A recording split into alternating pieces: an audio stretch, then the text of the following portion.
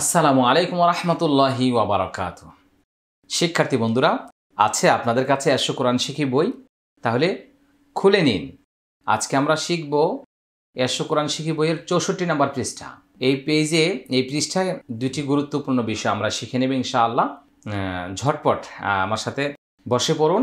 আজকে প্রথমে শিখব নুনে কুতনি কাকে বলে। কোতনুন শব্দের অর্থ হচ্ছে মানে পাতলা জাতীয় জিনিস, বলা যায় যে তুলার মতো পাতলা আর কি। তো নুনে কুতনি শব্দের শেষ হরফে তানউইন আর দ্বিতীয় শব্দের শুরুতে জজম অথবা তাসদীদ থাকলে পূর্বের এবং পরের দুই শব্দকে মিলিয়ে পড়ার সময় দুই জবরের জায়গায় এক জবর, দুই জেরের জায়গায় এক জের, দুই পেশের জায়গায় এক পেশ পড়তে হয় এবং দুই শব্দের মাঝে একটি ছোট নুন বসিয়ে নিচে জের দিয়ে পরের শব্দের সাথে মিলিয়ে পড়তে হয়। এই কথা শোনার পর অনেকেই বুঝবে যে আজকে অনেক কঠিন। নৈরাশ হওয়ার কোনো প্রয়োজন নেই।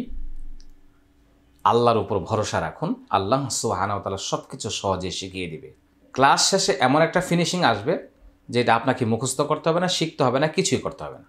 কারি সেলিম সবসময় একটা কথা বলে যে আপনি পড়েন, পড়া না পারলে উস্তাদজির দোষ।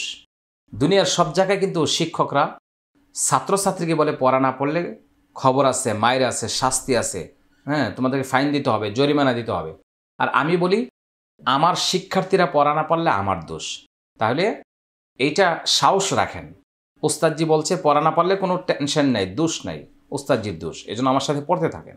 আমরা এখানে কয়েকটা উদাহরণ দিলে আপনারা বুঝতে পারবেন। যেমন এখানে কুল হু আল্লাহু আহাদুন, আহাদু নিল্লাহুস সামাদ, যেভাবে আমরা দেখতে পাচ্ছি কুল হু আল্লাহু আহাদ আল্লাহুস সামাদ, কুল হু আল্লাহু আহাদুন আল্লাহুস সামাদ, আহাদু আল্লাহ। এই যে আমরা সূরা ইখলাসটা যেভাবে দেখতে পাচ্ছি, এইভাবে আপনারা স্ক্রিনে একটু লক্ষ্য করবেন। আমি সূরা ইখলাসটা আপনাদেরকে দেখিয়ে দিব এখন। এই যে আহাদুন, এই যে লক্ষ্য করুন, কুল হু আল্লাহু আহাদুন আল্লাহুস সামাদু। এই যে আহাদুনটা, এইটাই আমরা আজকে শিখছি। আহাদু নিল্লাহুস সামাদ আমরা পড়ব। আবার আমরা আমাদের পেজে যাচ্ছি। লক্ষ্য করুন এখানে আহাদুনের জায়গায় একটা পেশ আছে, তার মানে আহাদুনটা একটা তানউইন ছিল। ওই তানউইনটা নুনটা প্রকাশ হয়ে গেছে, বের হয়ে গেছে, পাতলা হয়ে বের হয়ে গেছে। এই জন্য এটার নিচে সবসময় জের দিতে হয়। তাহলে আহাদুন আল্লাহুস সামাদ। তাহলে যখন আমরা এখানে ওয়াকফ করব, এই যে দেখেন ওয়াকফ করলে জজম দিতে হবে। কুল হু আল্লাহু আহাদ আহাদ আল্লাহুস সামাদ। আমরা কিন্তু এইভাবে পড়ি। যখন এই দুইটি আয়াত একসাথে মিলিয়ে পড়বেন তখন কিন্তু আহাদে পড়া যাবে না। এখানে যে তানউইনটা ছিল ওই নুনটাকে বের করে ফেলতে হবে। কুল হু আল্লাহু আহাদু নিল্লাহুস সামাদ। আমার সাথে 2-3 বার বলেন, তাহলে এটা প্র্যাকটিস হয়ে যাবে। কুল হু আল্লাহু আহাদু নিল্লাহুস সামাদ। তাহলে আমি কি বলছি? আহাদু নিল্লাহুস সামাদ। তাহলে যদি আমরা ওয়াকফ করি আহাদ আল্লাহুস সামাদ, এটা আপনাদের জন্য সবচেয়ে সহজ। আর যারা পারেন মিলিয়ে পড়লে আহাদুন আল্লাহুস সামাদ হবে না, আহাদু একটা পেশ হবে, আহাদু নিল্লাহুস সামাদ, আহাদু নিল্লাহুস সামাদ। কুল হু আল্লাহু আহাদু নিল্লাহুস সামাদ। তাহলে আমি এতক্ষণ পর্যন্ত যা পড়ছিলাম এটা যত কঠিন, এখন হয়তো আপনাদের কাছে বিষয়টা সহজ হয়ে গেছে। এরকম নুন কোরআন মাজিদের সব জায়গায় দেওয়া আছে, আপনাকে দিতে হবে না, আপনি খালি পড়ার নিয়মটা জানলেই হবে। এখানে আমরা সূরা হুমাজার 2টি আয়াত মিলে পড়লে প্রথম এবং দ্বিতীয়, এটা আমরা কিভাবে পড়ছি লক্ষ্য করেন। ওয়াইলুল লিকুল্লি হুমাযাতিল লুমাযাতিনিল্লাযী জামাআ মালান ওয়া আদ্দাদা। ওয়াইলুল্লি কুল্লি হুমাযাতিল লুমাযাতিন আল্লাযী, লুমাযাতি নিল্লাযী, এখানে একটা বের হয়ে গেছে। আল্লাযী নিল্লাযী, এখানে একালিফ টান, জামাআ মা একালিফ টান, লাউ বাগুন্না, ওয়া আদ্দাদাহু একালিফ টান, ওয়াকফের কারণে জজম হবে, দা আমি আবারও বলছি, ওয়াইলুল লিকুল্লি হুমাযাতিল লুমাযাতিন আল্লাযী জামাআ মালান ওয়া আদ্দাদা। আচ্ছা, এখন কথা যদি ওয়াকফ করে তাহলে কেমন হবে? ওয়াইলুল লিকুল্লি হুমাযাতিল লুমাযাহ, ওই যে গোলটা ওয়াকফ করলে হা হয়ে যায়, সাকিন হয়ে যাবে। লুমাযাহ আল্লাযী জামাআ মালান ওয়া আদ্দাদাহ। ওয়াকফ করে পড়ার একটা নিয়ম, মিলিয়ে পড়লে নুনে কুতনিটাকে সহ পড়তে হবে, উচ্চারণ করতে হবে। তাহলে এটা ছিল নুনে কুতনি পড়ার একটা সিস্টেম বা পদ্ধতি। এখানে আমি মজা করে আনন্দ করে দুইটা টিপস এখানে দিয়েছি, একটু লক্ষ্য করুন। যে আমরা যে কথায় কথায় ইনশাআল্লাহ বলি আর মাশা আল্লাহ বলি, গুরুত্বপূর্ণ এই দুটি বাক্য আসলে এটি কোরআনের আয়াত। তো এটা মনে রাখতে হবে যে এই যে ইনশাআল্লাহ আর ইনশাআল্লাহ, ইং এটা ইকফা গুন্না, শা এটা 4 আলিফ টান, আল্লাহ এটা মোটা হবে, এখন 3 আলিফ টান হবে। কিন্তু এখন কথা হচ্ছে আমরা তো বাংলা ভাষার মতো এটা বলি, আমরা কি কোরআনের আয়াত যথাযথভাবে এটা পড়তে পারবো? কিন্তু একটু যদি কোরআনের মতো করেই বলি, প্র্যাকটিস করে নিলে সম্ভব হয়।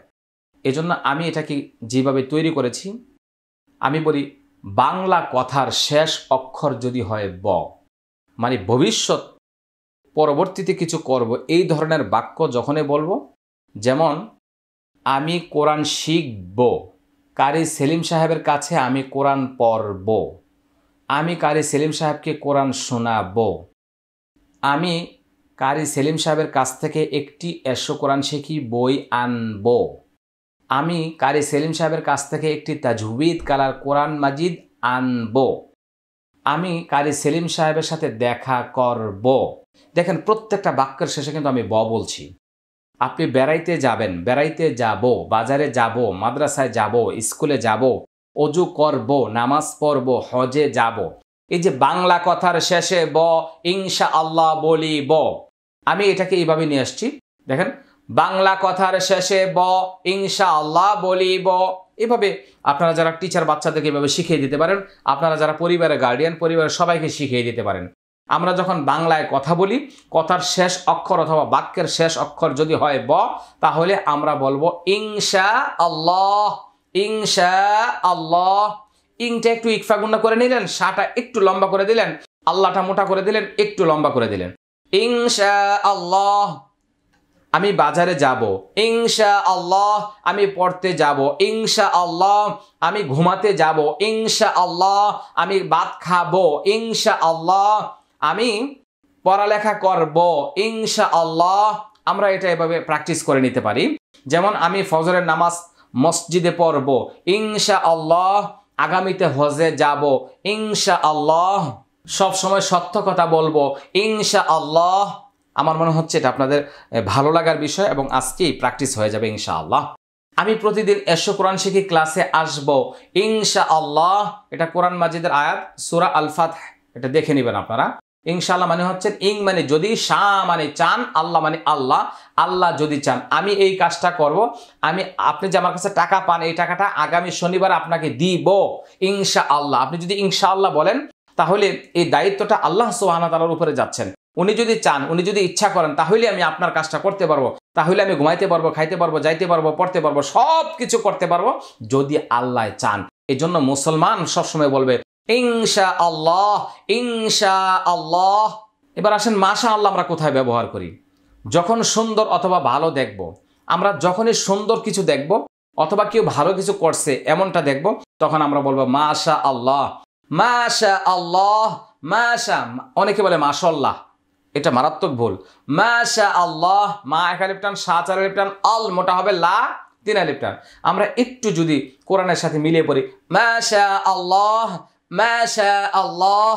যেমন আল্লাহ তাআলা সৃষ্টি জগতে কোনো সুন্দর কিছু দেখলে বলবো মাশা আল্লাহ, অথবা কেউ কোনো ভালো কাজ করলে তাকে বলবো মাশা আল্লাহ। যেমন মক্কা ও মদিনা দেখতে খুবই সুন্দর, মাশা আল্লাহ।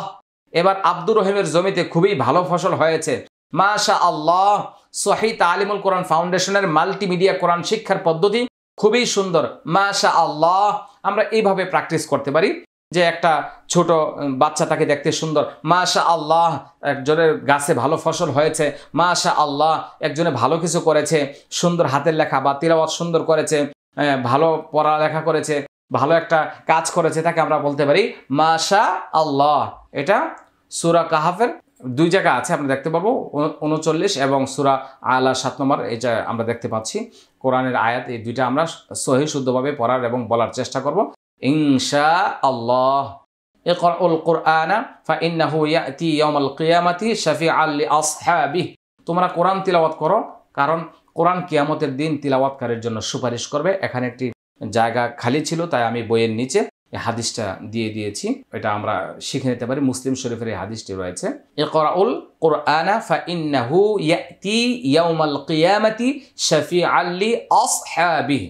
কি বলছে? তোমরা কোরআন তিলাওয়াত করো, কারণ কোরআন কিয়ামতের দিন তিলাওয়াতকারীর জন্য সুপারিশ করবে। আল্লাহর সৃষ্টি জগতে একমাত্র সুপারিশ করার ক্ষমতা কোরআনকে আল্লাহ তাআলা দিয়েছেন। এজন্য প্রতিদিন কোরআন তিলাওয়াত করুন, কোরআন চর্চা করুন, তাহলে কোরআনেই আপনাকে সুপারিশ করে জান্নাতে নিয়ে যাবে ইনশাআল্লাহ। শিক্ষার্থী বন্ধুরা, এই পৃষ্ঠা 64 নম্বর পৃষ্ঠা আমরা 3টি বিষয় অবগত হয়েছি। আল্লাহ সুবহানাহু ওয়া তাআলা আমাদেরকে আমল করার তৌফিক দান করুন। আর এই ভিডিও গুরুত্বপূর্ণ ক্লাসটি আমরা অনলাইনে শেয়ার করে সব মানুষের কাছে ছড়িয়ে দিব ইনশাআল্লাহ। আর হচ্ছে আমাদের এই কোরআন শিক্ষার পূর্ণ কোর্স করার জন্য আপনার নিকটে আমাদের একটি এসো কোরআন শিখি বই এবং তাজউবিদ কালার কোরআন মাজিদ এবং ভিডিও মেমোরি কার্ড, এই 3টা জিনিস আপনার পরিবারের সংগ্রহে রাখুন এবং আপনার আপনজনকে আপনি উপহার দিন, গিফট করুন, হাদিয়া দিন, তাহলে আপনি সদকায়ে জারিয়া নেকি পাবেন। আল্লাহ তাআলা আমাদের সবাইকে কোরআনের খেদমতে কবুল করুন। আজকের মতো আমরা এখানে শেষ করছি। আসসালামু আলাইকুম ওয়া রাহমাতুল্লাহি ওয়া বারাকাতুহু।